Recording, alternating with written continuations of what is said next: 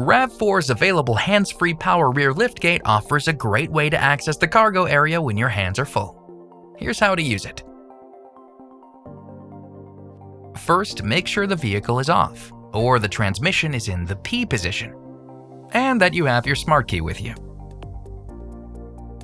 Then simply stand directly behind the center of the vehicle and kick your foot straight forward under the bumper using one fluid motion.